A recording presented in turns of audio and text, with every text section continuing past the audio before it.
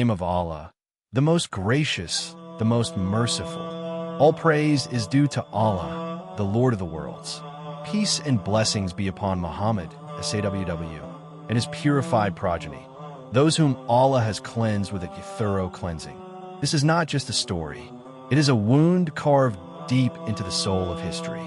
It is the tale of a daughter, the only daughter of the final prophet. It is the voice of a mother, a wife, and a daughter, crushed between the wall and the door, yet rising as a mountain of strength for truth and justice. Her name was Fatima Zahra, the beloved of the messenger of Allah, SAW, the light of his eyes, the inheritor of his soul. But history did not spare her. The ink of betrayal had barely dried after her father's burial when the storm began. This is the moment when truth was attacked at its doorstep.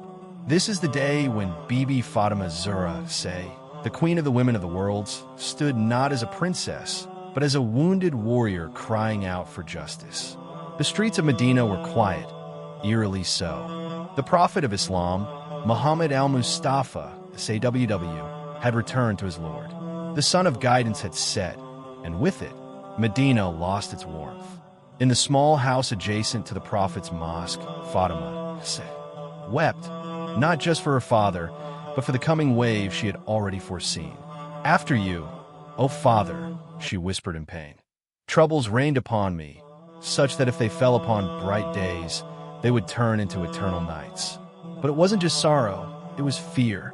Fear of what had been whispered in Saqafa. Fear of what power-hungry hands would now do.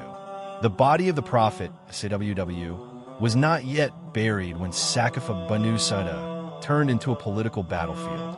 The question was not faith, but power. And in that moment, the divinely appointed successor, Ali ibn Abi Talib, AS, was cast aside, replaced by election and politics. While Ali, AS, was preparing the funeral of the messenger, SAW, the companions debated who would rule.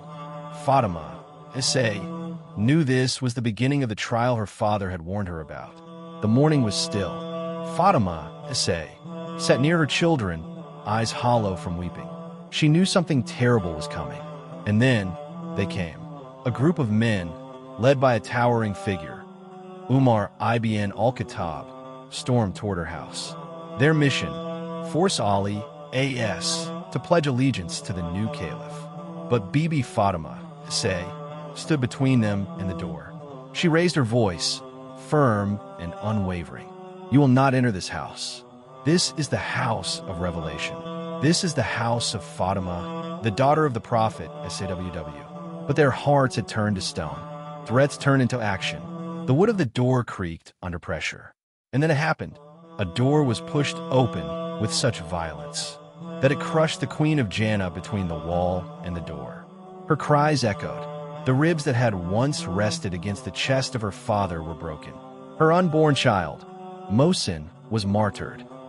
History went silent, but her scream still echoes in the hearts of every lover of Ahl-e-Bait. Bibi Fatima Zahra, SA, fell to the ground. The silence was heavier than thunder. Her face was pale. Her body trembled. The woman whom Jibril would greet at her door was lying beneath that very door, wounded, bruised, and broken. She called out, "Jafitha, Adhini, Jafitha. Oh Fizza, help me." Her loyal servant, Fizza, RA, ran to her. The door had left a mark not only on her body, but on the very soul of Islam. Ali, came moments later, his eyes, once full of calm wisdom, now reflected storms of sorrow. He saw his beloved wife, the daughter of Rasulullah, SAW, wounded and struggling to rise.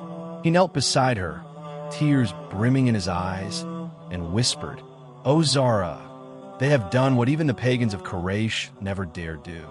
The door had crushed not only a rib, but an era. Her son Mohsin was gone, martyred in her womb. She was no longer just Fatima, the daughter of Muhammad, SAW. She became the mother of sacrifice, the voice of justice, and the witness of betrayal. Days passed. The pain did not fade. When her land, Fadak, gifted to her by her father during his lifetime, was snatched away, it was not about property. It was about principles. So Fatima, essay, the inheritor of knowledge, courage, and truth, rose. Despite her wounds, she entered the masjid of the Prophet, SAWW. Leaning on Fizza, RA, her face veiled, the crowd silenced as she walked. With a voice that echoed through the pillars of the masjid, she began, "Praise be to Allah for that which He has granted, and gratitude to Him for all that He inspired. I am the daughter of Muhammad, SAWW. I am the proof over you." She spoke not with anger, but with divine grief. She quoted verses of Quran, reminding them of their responsibilities, of the truth of walaya, and of the oppression being committed.